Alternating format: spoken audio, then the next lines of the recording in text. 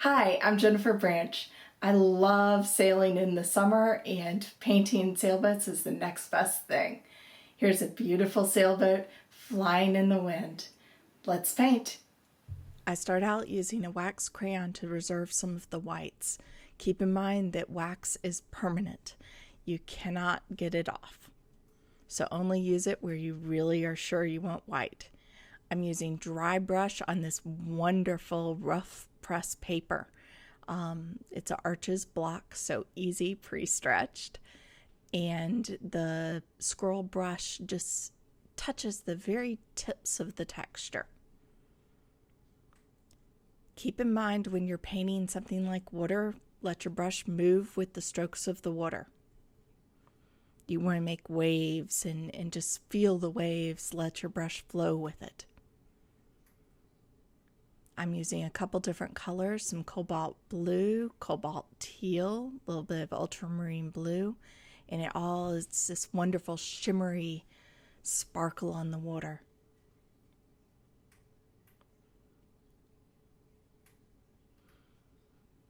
When I've done most of it in one wash, then I can start going over it in another wash. So still using the couple different colors, very subtle palette. It's about the texture, not the colors.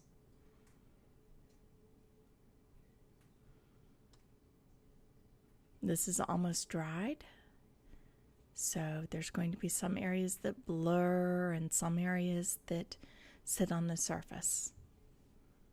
Still getting that nice sparkle. Keep in mind what you're painting.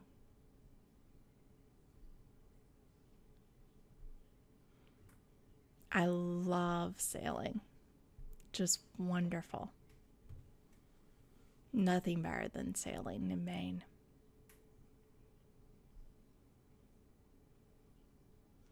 Painting sailboats is almost as good though. This was a fabulous day on Somes Sound. I've speeded this up a little bit. The Quinacridone Gold, I'm just dropping some color in, not messing with it very much, just letting that color flow. This back, it's going to be, the background is very dull, dark. It's rich colors, but they're a little bit cloudy, a little bit misty in the distance.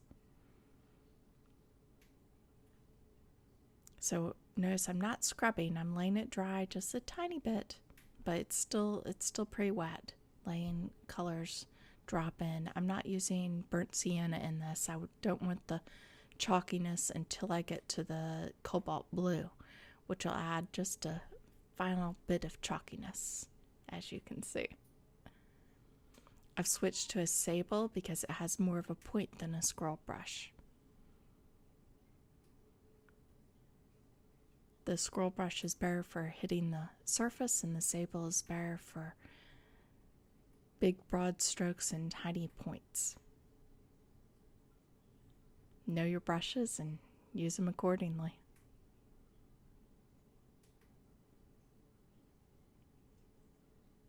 You want to get the shape of the boat right. If the shape isn't right, it won't feel right.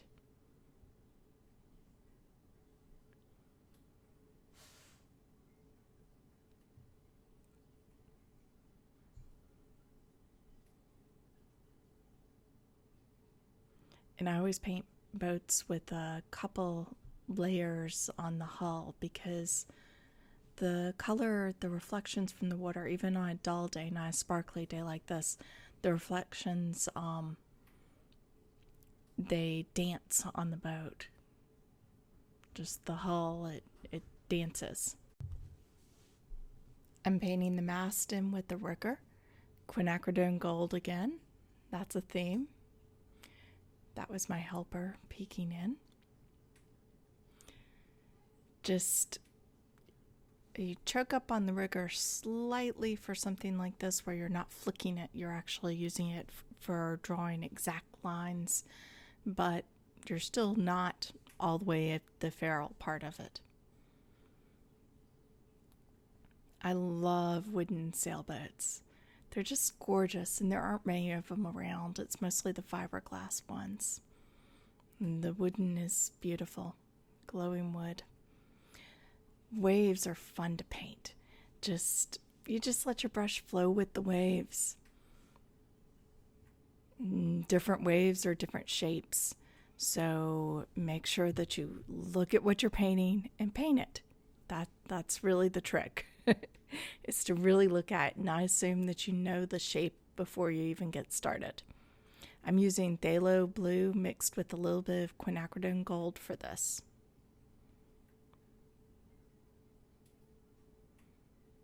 Just moving along. This is tricky. I want to do less rather than more on this section because I do not want to get rid of the sparkle, but I have a shadow and I have a reflection right here from the boat, and it's a golden glow and it's a shimmery light and it's a shadow and it's all of them in one. So I want to take my time. That's weird for me because I'm usually a pretty quick painter, but take my time, pay attention to what I'm painting because you cannot get that. It's not the same shimmer if you're doing it with gouache. It just doesn't look the same. Sometimes it's actually preferred. It's what you want. It's on the surface. But in this case, I want all the paper white so it feels light. It doesn't feel heavy. I want the reflection to feel deep and depths. It's not seen on the surface of the water because this is moving water. It's a windy day. Things are really going. And so the reflection is more deep on the sound versus just seen on the surface where you could use an opaque color to get that. There's my helper's hand again.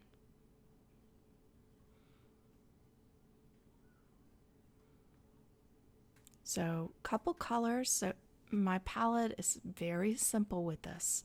Too fussy a palette, too much going on would destroy the painting. I'm using Cobalt Blue, Cobalt Teal, Ultramarine Blue, Pthalo Blue, Quinacridone Gold, and a touch of Maroon Perylene. That's it. At the very end, I'm planning on using a little white gouache. Possibly a touch of Ultramarine Pink. That's it. It doesn't take much. And if I did too much, well, you don't pay attention to the boat. So tiny little strokes, some big, some little, I guess, and some dry brush and some not as much. I'm using the Sable, so that's not as good at dry brush. Keep that in mind. You're going to have smoother strokes. So if you really want that rough texture still, switch back and forth. I personally like a kind of a balance between the two. Too much rough and it doesn't quite work.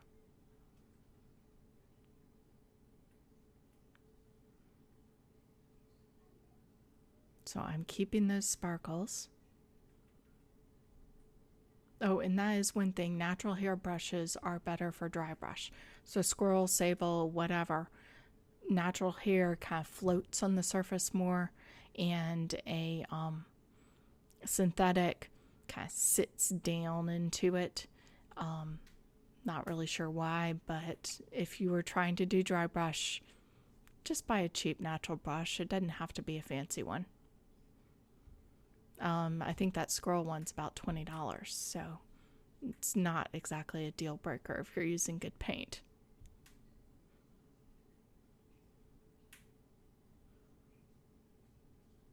Yeah, my helper grabbed it.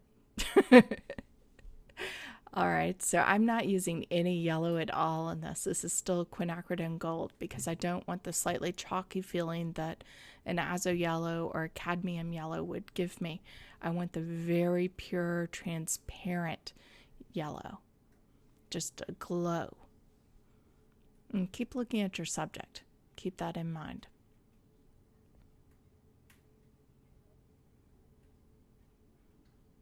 So remember, the sun is coming through the sail, so I've got the shadow and I've got the glowing sunlight.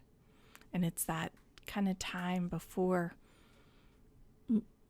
Not really sunset, but that wonderful long light right before it really turns golden, and the sail is the first thing to, where it's catching the sun, is the first thing to turn golden. But there's no golden on the water. It's all that deep, rich blue.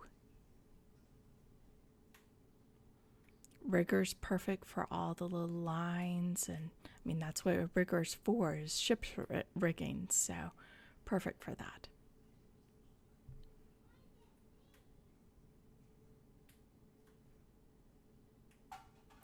Not too much detail. Keep the detail calm. It's hard because it's a beautiful boat, but use bigger brushes except for the little flicky rigger strokes, and don't try to do all the fussy detail, because the fussy detail take away from the spirit of the boat, which is simple summer sailing. And if you have every single line in there and all the little tackle and everything, then you're going to, it's just cluttered. Sailing is simple. Painting about sailing should be simple too. I'm planning on using a little gouache on the surface of these figures. I just want to pull a little bit out, but I want the shapes behind them to be bold and flowing and not separated out. So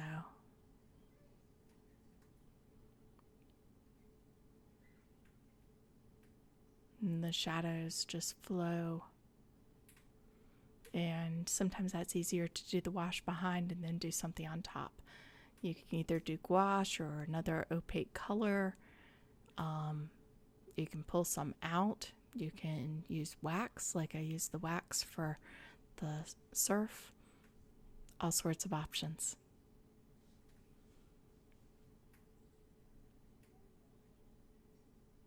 A little bit of that shadow just rounding in the mast, and then it just can't do too much. Don't want too many colors, don't want it fussy. Simple summer sailing.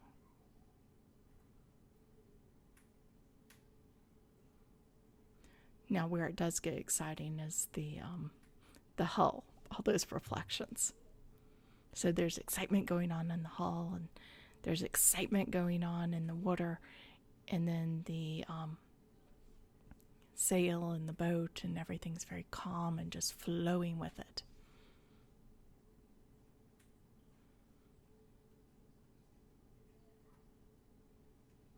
Okay, I do the little window.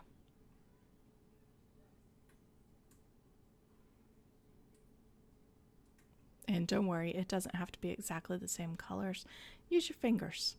Don't forget.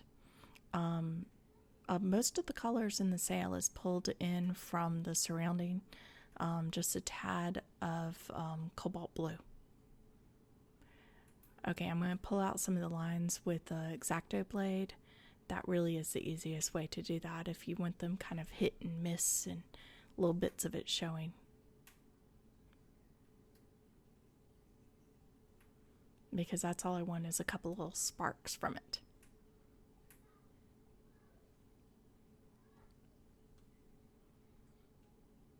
A couple little areas in there. Then you sign your painting and it's ready to go. Notice how the color changes when it dries. I hope you've enjoyed watching this video, and for reference photo and step-by-step instructions, please go to my website at paintingwatercolor.com. Thanks. Happy painting!